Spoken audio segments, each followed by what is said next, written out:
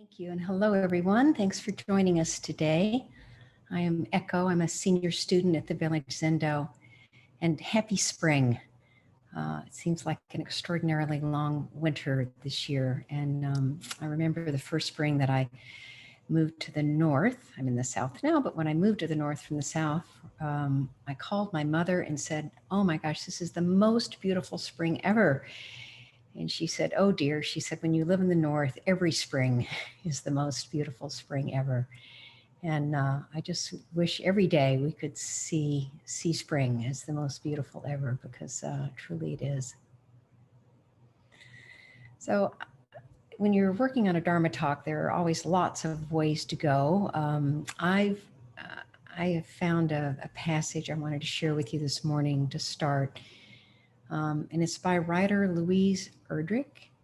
And in her novel, The Painted Drum, she discusses taking risks. She says, life will break you. Nobody can protect you from that. And being alone won't either, for solitude will also break you with its yearning. You have to love, you have to feel. It is the reason you are here on earth. You have to risk your heart. You are here to be swallowed up. And when it happens that you are broken or betrayed or left or hurt or death brushes too near, let yourself sit by an apple tree and listen to the apples falling all around you in heaps, wasting their sweetness. Tell yourself that you tasted as many as you could. So I have a strong inclination to stop right here. That is so beautiful and so true, and really all that needs to be said. But this is a Dharma talk with a format, and so I will move on. But I have to repeat, let yourself sit by an apple tree and listen to the apples falling all around you in heaps, wasting their sweetness. Or maybe this time of year, we listen to the blossoms falling all around us. I've been trying to listen to really pay attention to the spring blossoms in my life as we begin our transition out of sort of heavy pandemic mode. I've had my first vaccine shot and am mostly excited that it will soon be available to all of us, and I am hoping for all of us on the planet and what that means. It's a transition, a gradual transition, unlike the sudden transition we experienced at the beginning of the pandemic. And much like a physical injury, the compensations we made to accommodate the change can linger and cause additional harm even after the injury is healed. So during the transition, it's important to be aware of what we changed and why during the past year. Most of the change we experience in our lives is gradual or one way. And while some of the changes we experienced in the past year were one way, we have an unusual opportunity now because we are going back into modes of work, travel, exercise, socialization that we briefly gave up. And we all have choices to make around that. And the idea is not to snap back into old habits and routines like a rubber band, but to find the right place on the continuum. And how do we do that? We do it by listening to the apples falling around us. What's changed that you want to keep? Maybe your new physical workout routine, your family meals, your sitting schedule with the Village Zendo. Are some of these non-negotiable? And what needs to be discarded or modified? I've previously talked about discarding many of my pandemic added news sources, and I mean many, but to make room in our lives to add back, we have to discard or modify our current uses of time. What's true right now? What's true now? A monk asked Grandmaster Ma, "Please, teacher, going beyond the permutations of assertion and denial, directly point out to me the meaning of coming from the West." And Master Ma said, I'm tired today and can't explain it for you. Go ask Chi-sang. And when the monk asked Chi-sang, Sang said, why didn't you ask the teacher? And the monk said, the teacher had me come here to ask you. And Sang said, I have a headache today. Can't explain it for you. Go ask Elder Brother Hai. And when the monk asked Elder Brother Hai, Hai said, at this point, after all, I don't understand. And when the monk related this back to Grandmaster Ma, Ma said, Sang's head is white and Hai's head is black. It's a beautiful case. So first, a little context.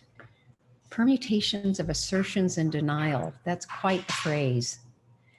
These are also known as the 4 basic propositions, and they're a way to analyze the possibilities of the nature of reality.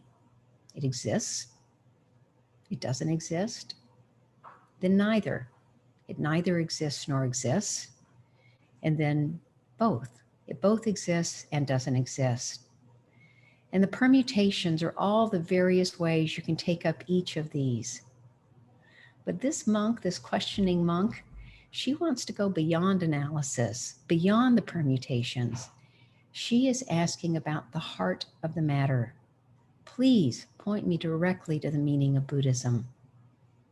And the monk asks, and then she asks again and again. This is not a dilettante practitioner. There's a commitment here. How many of us, if told to bounce from teacher to teacher, would do it? How would we feel? What story would we make up when told to go ask someone else again and again? And these teachers, too tired, don't feel well, don't understand. These are all great masters. Master Mazu studied with Nanwei, a senior student and perhaps the successor to the 6th patriarch, the greatest Chan master in history, and Wei Ning. Master Zhu is famous for his persistent and unconventional teaching methods, using katsu, these sudden shouts, or the keisaku, the unexpected strike with a stick, or twisting noses, any push that might inspire a sudden kenzo.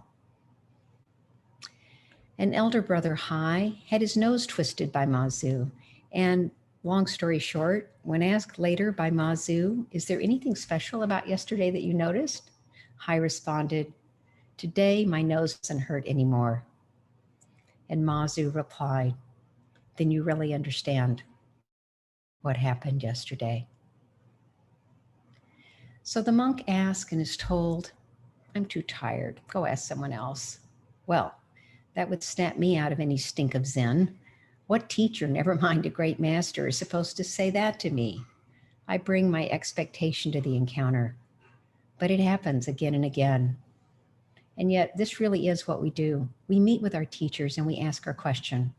We meet with another teacher and we ask our question. This constant quest for understanding beyond the permutations of assertion and denial. What is the meaning of Buddhism? I am tired. Go ask someone else. I have a headache. I can't explain it. And please note, these are all right answers, and no one is the one right answer. None is the right answer of the monk. And then, even having come this far, I don't understand. When I first encountered Mu, only a few days into my koan study, I literally walked into Mu. Roshi said, wonderful, now go sit with it for longer. Not what I was expecting, and exactly the right answer. And all these years later, I still don't understand, but my experience has evolved. I used to believe that Zen supported my work. I've had a note on my desk for some time, the words from our work Gatha. May our daily work be a source of practice, awareness, and compassion. And I know that somehow that made me a kinder, nicer person, a more understanding person, a calmer person. And then I thought my work practice was in service of my Zen practice, that it gave me an opportunity to practice Zen, to see from multiple perspectives, to note that there is rarely a right and a wrong answer. And now I know there's no difference, no separation between the two. But I've learned that my opportunity is to listen, to be aware of just what is in that moment, and then to allow the skillful means of response. To understand the value of community, of relationship, because as the great Zen master Buckminster Fuller famously wrote, I seem to be a verb. Verb, a word that represents an action or a state of being. Relationship, community. Verb is not isolation, except in the mind. I always learn so much when I write a Dharma talk. My concern with the first one was that I didn't know enough, and now, just like Mu, I know I'll never know enough. I always need to sit with it a little longer. But when writing, there are so many threads I can pull, so many myriad perspectives, so many ways of saying what can't be said. Last week, one of our Sangha members wrote of her experience going into surgery, her rapt attention on just what is. And recently I sat newly inoculated, waiting in a supermarket pharmacy to see if I would have a negative reaction. My first time in a large building around lots of people in over a year. Instinctively, I found my breath, in and out, breathe. I noticed the woman near me, anxious, jittery, leaving before her 15-minute waiting period was over. Back to my breath, participant in the system, a verb. Or I'm a tendency to exist, as Fritjof Capra says in the Tao of Physics. Capra, a physicist, had his first move sitting near the ocean in Santa Cruz, California, watching, breathing, listening in my terminology, then a sudden beautiful awareness of all that is, his mind flowing freely, the whole environment engaged in what he described as a cosmic dance. He knew rationally the science of high energy physics, but his former experiences with graphs and diagrams and theories, they came to life in relationship. Or as Nagarjuna said hundreds of years ago, things derive their nature and being in mutual dependence and are nothing in themselves. This was a hard lesson for me, still ongoing, truth be told. I grew up in the oil fields of West Texas, where independence is everything. Everything. I lived in Texas for over 30 years. I read signs along the highway that read, "Don't mess with Texas," which is kind of a play on words about not littering, but also don't mess with Texas. The mindset of the 6 flags that have flown over Texas, not that we've been part of 5 nations, rugged individualism to the core. And I remember my mother telling me late in life, I brought you children up to be independent so that you'd always be able to support yourself. Maybe I overdid it. We've recently seen on the broad stage how that individual first, no dependence worked out. Pandemic numbers are just one example, but contrasted with community-minded Vermont, where I also lived for 2 decades, you see the best and the worst of statistics, the best and the worst of impact on citizens' lives. Or with community-oriented New Zealand, which has been largely free of COVID cases since the early days of the pandemic. I have a client who's there, and he sends me pictures of concerts, gatherings on the beach, free of mask, free of fear. He's wondering when he will be able to come back and leave that. They're eerily similar to pictures from Galveston Beach, but with one glaring difference. Texas has a really high caseload of COVID. New Zealand has 0. Permutations. In the recent record-breaking winter storm, we're a deregulated electricity grid because Texas refused to join interstate electrical grids and railed against energy regulation. Millions were left without power and without drinkable water for days in the brutal cold. Having weathered similar storms in New England, I can say this: it was worse in Texas. Water lines there are run through unheated attics, not through heated basements. They freeze and then they leak when the water and the heat do come back on. The houses, by and large, are not insulated, certainly not for below freezing temps. Residents don't have layers of wool clothing, caps and socks, no feather duvets. It was cold, but it didn't have to be.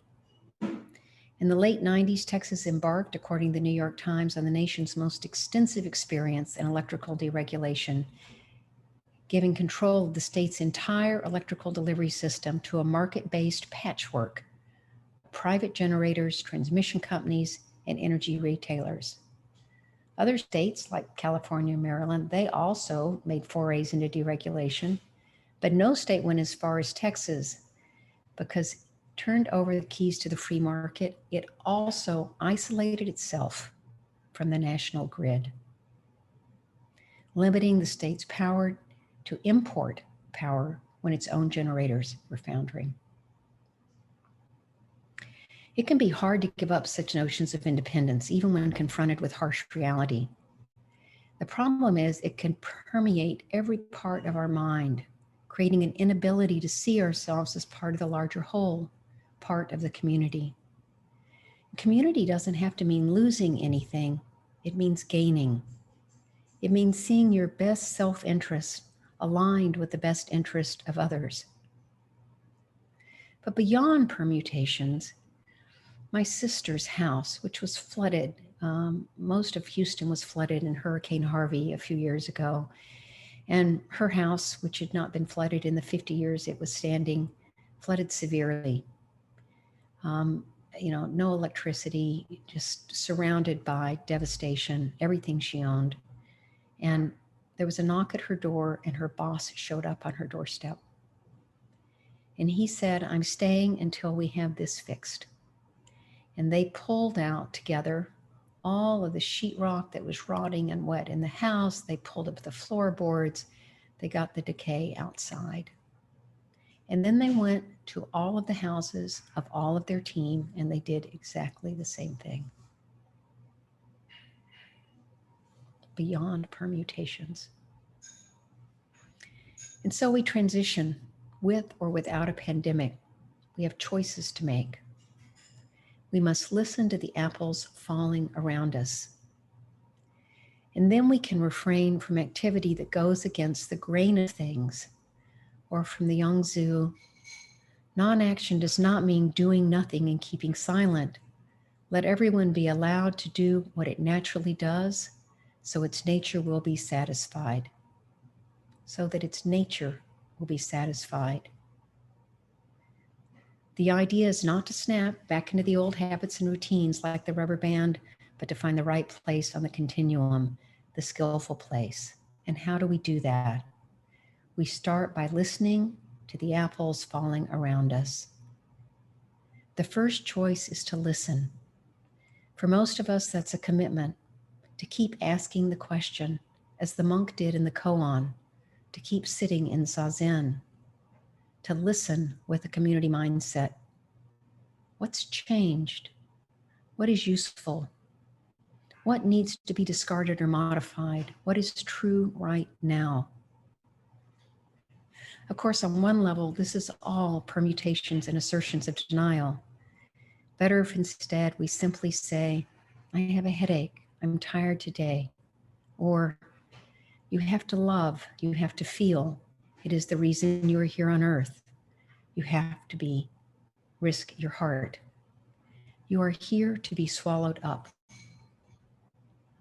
So be a participant in love and risk.